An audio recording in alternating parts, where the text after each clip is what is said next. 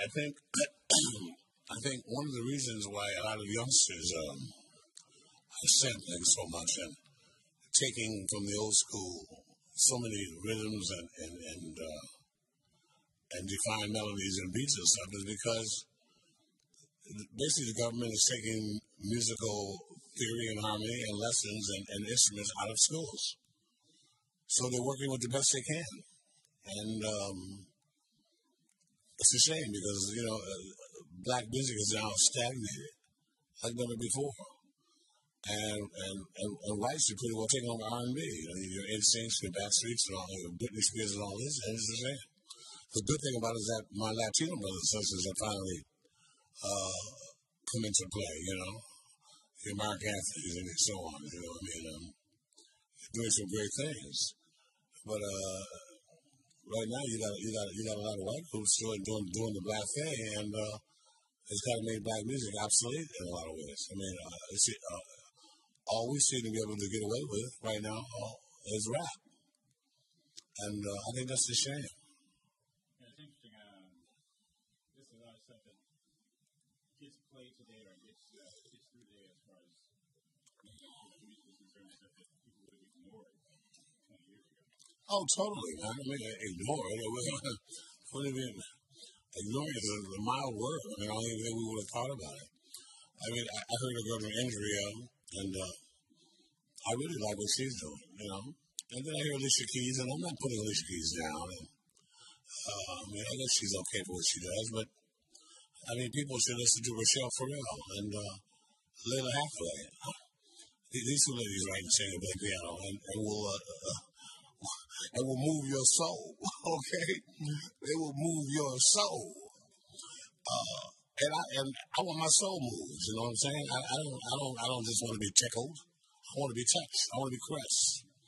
I want my soul to be like, fondled, man. And, I want something to happen. I want to go through the experience. If I hear Rochelle Farrell play and sing, that's what I go through. I want to hear Layla Hathaway or Tina Marie, When I hear, what's her name? Alicia Keys. I see a youngster that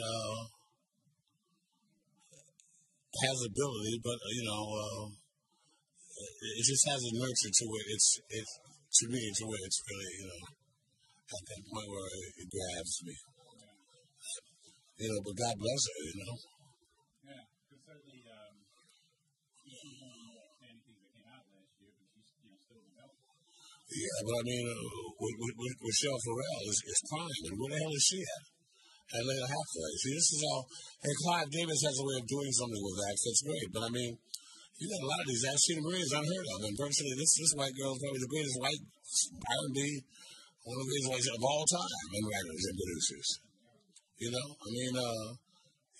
put Madonna and all these girls on the same stage, she'll blow them off the map.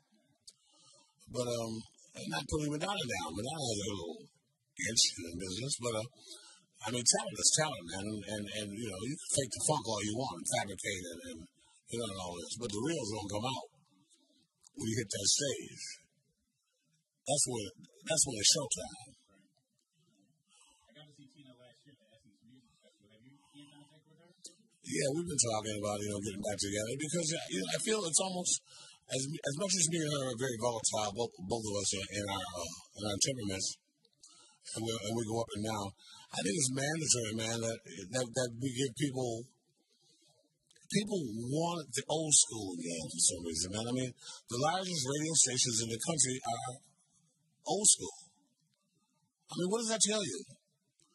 The PT1 stations and the stations that report and the stations that are really strong are old school stations.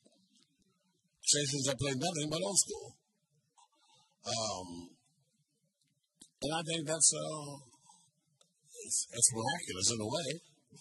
But it tells you that people really are tired of a lot of garbage music. You got some young guys out there doing some great things, man. You got Maxwell, who I love. I think Maxwell's very strong potential, man, in what he does, and D'Angelo, and you got some great guys out there, And then you got a lot of people out there fabricating, sounding like each other and, all doing the same kind of thing and sounding the same kind of way, and it's really leaving black music at a standstill. When, in the old days, our main thing was to take black music to the highest height we could and to give people strong lyrical content and give people strong beat and rhythm. And that's still my mandate. And it will always be. I'm always going to stay down for the real. Mary Jane Girls was a great concept, man. And, I must say, they had some great music, I'm not putting myself on a pedestal or anything, but, All Night Long still stands in my house. Those songs still stand up. And it's been going for 20 years, and those songs are still standing. So, when a song stands, that tells you what time it is.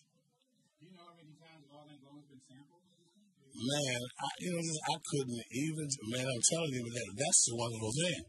And each time someone does it, I know Mary Jane's done it at least 2 or 3 times. And I think Erykah Badu and some other people, but they just changed the bass line a little bit. They always pay.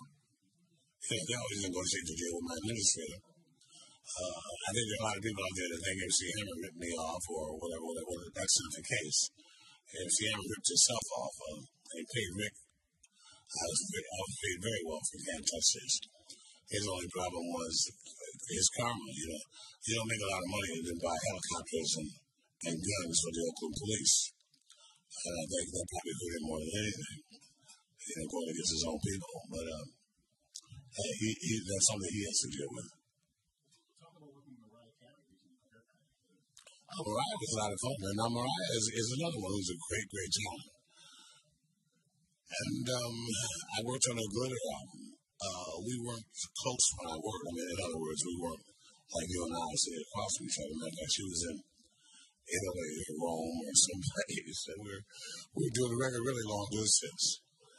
And she loves the Mary Jane Girls, and she loved Val Young. And she pretty well was a fan of the whole Rick James family. And we met, and we liked each other. And she said she was doing this movie, and when I read this song, and she wanted a song that had 80s groove to it with a 90s edge. So I wrote this song called All of My Life. And the critics claimed it was the best song on the soundtrack. Unfortunately, the movie didn't do that well. But it was a thrill working with her. She's a very great talent and a great lady.